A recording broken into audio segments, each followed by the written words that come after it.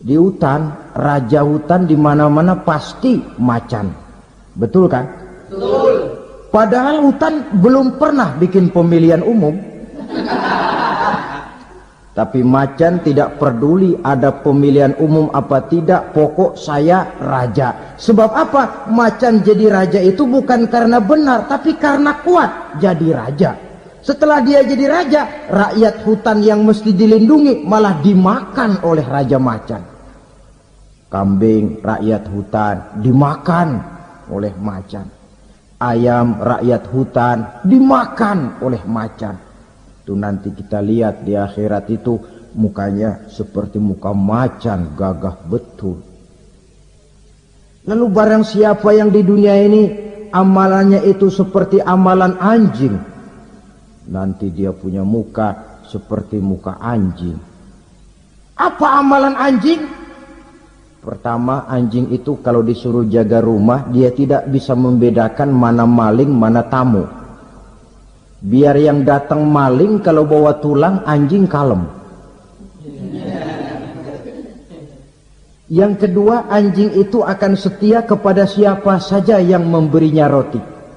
Siapa yang memberinya roti, itulah majikannya. Apa kata majikannya, pasti dia laksanakan. Soal benar atau salah, dia tidak peduli. Setelah anjing dapat roti, dia tidak punya pilihan lain kecuali bilang, abdi mah kumaha juragan wae ayeuna mah.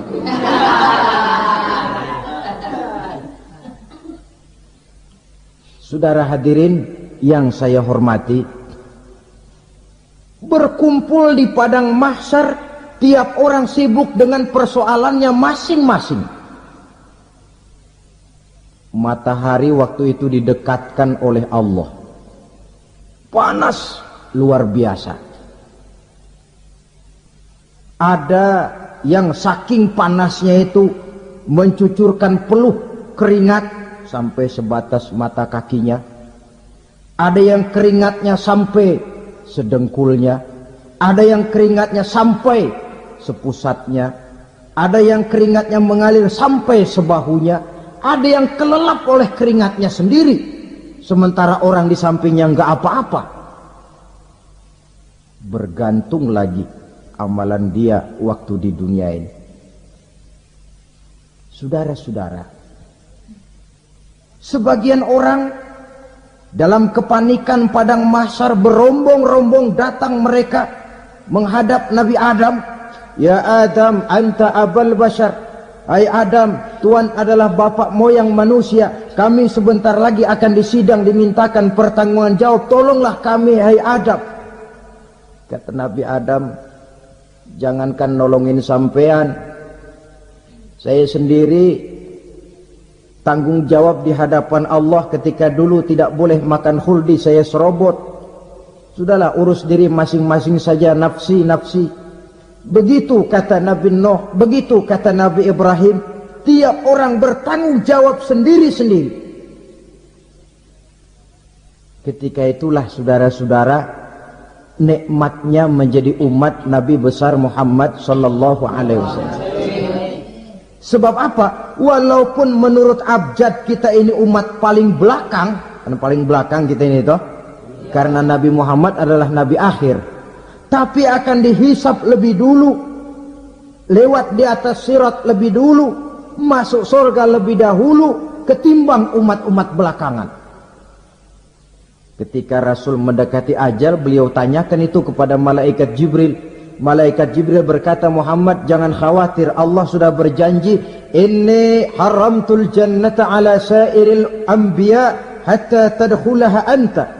Wa haramtuha ala sairil umami hatta tadkhulaha ummatuka. Surga aku haramkan buat seluruh nabi kecuali kalau engkau Muhammad sudah masuk ke dalamnya. Dan surga aku haramkan buat seluruh umat kecuali kalau umatmu Muhammad sudah masuk ke dalamnya. Logikanya, walaupun menurut abjad kita umat paling belakang, bakal dihisab paling dulu, lewat di atas sirat paling dulu, masuk surga paling dulu, kalau mampir ke neraka juga paling dulu. Ya resiko. Jangan mau enaknya aja paling dulu. Saudara hadirin yang saya hormati, Setelah masa kebangkitan, itu jangan dikira begitu bangkit langsung diperiksa. Masih menunggu menanti ribuan tahun. Perhitungan padang mahsyar. Untuk sampai kepada proses yang disebut yaumul hisab. Hari perhitungan. Seorang demi seorang bakal dipanggil. Bayangkan saja, kita se-RT saja di absen, kadang-kadang perlu waktu lama. Ini manusia sejak zaman Nabi Adam sampai datang hari kiamat, satu demi satu disidang di hadapan Qadhi Rabbul Jalil. Status sosial copot sudah waktu itu. Yang pernah jadi hartawan di situ tidak lagi kelihatan kehartawanannya. Yang pernah jadi jenderal tidak lagi dipanggil jenderalnya. Yang ustadz tidak lagi dipanggil al-mukarramnya. Seluruh status sosial selesai.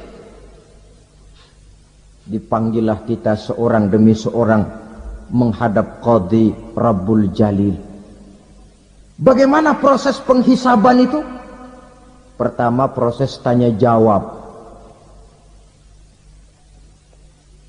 Di antaranya ada hadis menyatakan lan tazula qadama 'abdin yaumal qiyamah hatta yus'ala an arba'i khisalin.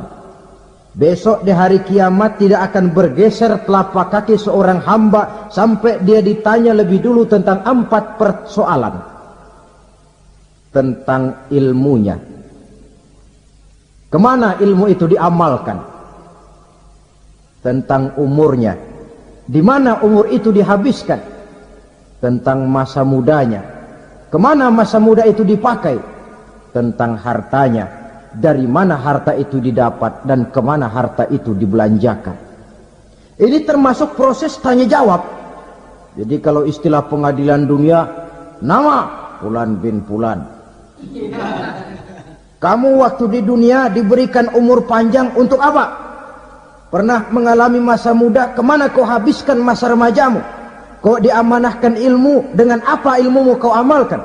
Kau diberikan harta, dari mana harta kau dapat, kemana kau belanjakan? Tak seorang pun yang bisa mungkir. Sebab apa? Dikala itu yang menjadi saksi bukan orang. Yang menjadi saksi adalah seluruh anggota badan kita. Tangan bicara, kaki jadi saksi terhadap seluruh amalan yang pernah kita kerjakan pada saat kehidupan di alam dunia ini. Selesai proses tanya jawab, lalu diperlihatkan buku catatan kita waktu hidup di dunia ini. Jangan lupa Allah itu menyiapkan 2 superkomputer kepada kita. Sebelah ditempelin sebelah kanan, yang sebelah tempelin di sebelah kiri. Komputer itu namanya Raqib dan Atid. 2 malaikat yang apabila baik kita lakukan, refleks saja akan menulis kebajikan kita. Jahat kita kerjakan akan tertulis. Catatan itu nanti diperlihatkan kepada kita. Waduh, alangkah malunya pada saat diperlihatkan catatan kita, buku rapot kita merah melulu. Barangkali diperiksa sambil diomelin, brengsek lo. Buku merah melulu begini, bagaimana waktu hidup di dunia? Tidak cukup diperlihatkan buku catatan kehidupan, rekaman kehidupan. Rekaman kehidupan kita secara utuh sejak terlahir sampai ajal datang merenggut nyawa. Barangkali mirip dengan video sekarang ini, di mana terekam dengan baik seluruh kegiatan kita sejak yang sekecil-kecilnya sampai kepada yang sebesar-besarnya. Untuk kemudian kita pun menerima balasan. In khairan fa khairun wa in syarran fa syarrun. Kalau baik ya baik balasannya, kalau jahat ya jahat juga balasannya. Catatan-catatan kita diberikan. Kalau banyak kebajikannya, diberikan di tangan kanan dengan cara yang halus. Kalau banyak kejahatannya diberikan dari sebelah kiri atau dilempar dari belakang. Itulah sebabnya sejak di dunia ini kita sudah mohon kepada Allah ketika berwudu membasuh tangan kanan, apa kita bilang? Allahumma a'tini kitabi biyamini wa hasibni hisaban yasira. Ya Allah, berikan saya kitab di tangan kanan, dan kalau saya memang perlu dihisap, hisaplah saya yang seringan-ringannya. Tangan kiri berlindung kita kepada Allah, jangan sampai diberikan kitab di tangan kiri atau dari arah sebelah belakang. Wa a'udzubika an tu'tiya kitabi bishimali aw min warai zuhri, dari arah sebelah belakang. Na'udzubillah min dzalik. Setelah selesai lewat proses penghisaban, lewat mizan, timbangan, maka yang sudah selesai dihisab itu bergeraklah menuju sirat, jembatan yang terbentang menuju surga melalui neraka. Saudara-saudara, panjangnya perjalanan sirat itu memakan waktu ratusan tahun. Tetapi orang yang lewat di atas sirat pun macam-macam, bergantung amalannya ketika di dunia ini.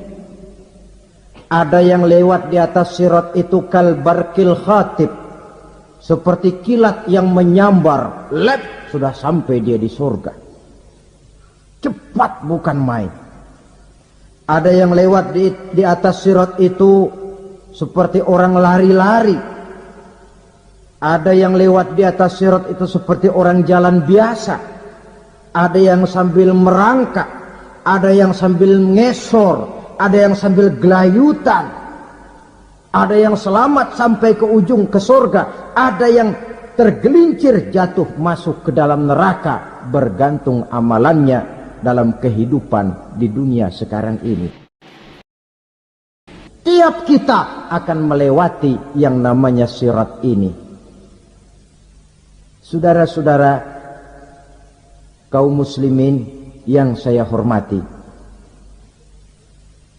dengan demikian mereka yang selamat melalui sirat sampai ke terminal akhir surga, mereka yang ketika dihisab ternyata banyak kejahatannya daripada kebaikannya, mereka singgah di dalam neraka. Nah, adapun orang-orang yang beriman menurut ayat Quran dan hadis Nabi itu nanti ada bermacam-macam. Ada orang beriman itu yang dimasukkan surga. Ada orang beriman itu yang dimasukkan ke dalam surga. Ada orang beriman itu yang disebut penduduk surga. Kenapa lain-lain, Pak? Karena waktu di dunia amalannya juga lain-lain. Ada orang beriman yang masuk surga. Ini paling murah tiketnya. Mau masuk surga? Kata Nabi begini, ma min abdin qala la ilaha illallah thumma mata ala dhalik illa dakhalal jannah. Kalau seorang hamba sudah mengucap dua kalimat syahadat, dia yakin dengan kebenaran kalimat itu sampai matinya, orang itu akan masuk surga.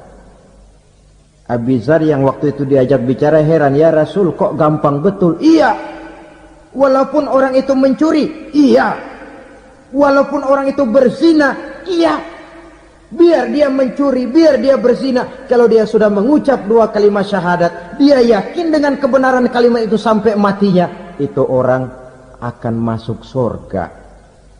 Jadi masuk surga cukup dua kalimat syahadat, yakin sampai mati, masuk surga. Itu perkara masuk. Tapi kalau pertanyaannya diterusin, masuknya kapan, Pak? Nah, ini lain lagi urusannya. Sebab ada yang masuknya itu langsung, ada yang mampir dulu. Di sana tempat cuma dua, kalau tidak surga, neraka. mau ke surga, tapi mampir dulu. Yang mampirnya jelas di neraka. Kenapa? Dalam hadis qudsi ada riwayat, nanti itu di akhirat, setelah Allah selesai mengatur penduduk surga masuk surga, yang neraka masuk neraka, Allah berkata kepada malaikat Malik, malaikat Malik, labaik ya Allah, itu bajingan-bajingan tengik, manusia-manusia durjana yang waktu di dunia tidak mau sujud, jauh dari ulama, gemar melakukan yang munkarat dan maksiat, hidup di tengah masyarakat selalu jadi bibit keonaran, kufur, sudah masuk neraka semua. Sudah ya Allah. Nah, kalau sudah, coba sekarang kamu masuk, Malik. Saya, iya, masuk neraka. Mau apa ya Allah? Kata Allah, akhriju minan nar man kana fi qalbihi misqala habatin min khardalin min iman. Kau masuk neraka, cari di dalam neraka orang-orang yang ada imannya walaupun kecil sebesar biji zarah, angkat mereka keluar. Masuk malaikat Malik ke neraka, cari orang yang ada imannya, korek-korek. Ya repot, udah pada gosong. Yang ada imannya diangkat ke atas, yang ada imannya diangkat ke atas, lalu dimandikan di Nahrul Hayat, namanya sungai kehidupan di akhirat nanti. Cakep lagi rupanya, bersih lagi wajahnya, apel di hadapan Allah. Kata Allah, bagaimana mas? Kapok nggak sampean? Kapok ya Allah. Nah, kalau kapok, idhab fadkhulil jannah, pergi masuk surga sana. Berangkat mereka ke surga, ketemu sama teman-temannya yang udah sampai lebih dulu, yang nggak pakai mampir lagi. Terjadi dialog.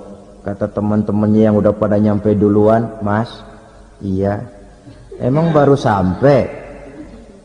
Saya baru sampai. Memang mampir di mana dulu mas? Kita sudah lama sampai di surga. Saudara buka surah Al-Muddatsir ayat 34-35. Ma salakakum fis saqar? Kenapa kamu mampir di neraka Saqar? Qalu lam nakum minal musallin. Mereka menjawab, kami mampir di neraka Saqar mas, gara-gara dulunya kami waktu di dunia ndak pernah sholat. Ndak pernah sholat? Ndak pernah. Karena rumahnya dekat masjid. Cuma dekat doang mas. Sholat mah enggak saya. Enggak pernah ngasih makan fakir miskin, enggak pernah hadir di majelis taklim, pendeknya enggak pernah melakukan kebajikan. Maka saya pun mampir di neraka Saqar. Untung betul saya punya iman mas, sedikit. Waktu hidup di dunia dulu saya pernah mengucap 2 kalimat syahadat, sekali-kalinya waktu mau kawin. Masya Allah. Untung saja kawin, kalau nggak kawin polos.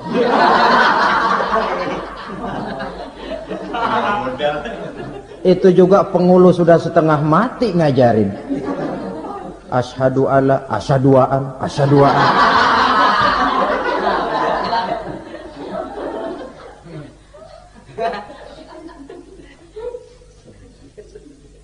Ini namanya masuk surga, ada mampir dulu. Ada pula orang mukmin itu yang dimasukkan surga. Namanya dimasukkan kan terima beres. Saya masuk ke rumah, jalan sendiri, cari tempat sendiri. Saya dimasukkan ke dalam rumah, terima beres, pokok ada di dalam, itu dimasukkan namanya. Nggak pakai mampir. Tapi tentu tiketnya lebih mahal ketimbang yang pertama tadi. Apa kata Allah?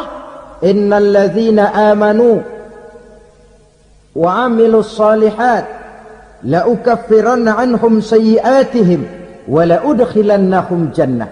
Sesungguhnya orang-orang yang beriman kemudian beramal soleh, kami hapuskan segala dosa dan kesalahannya, kami masukkan mereka ke dalam surga.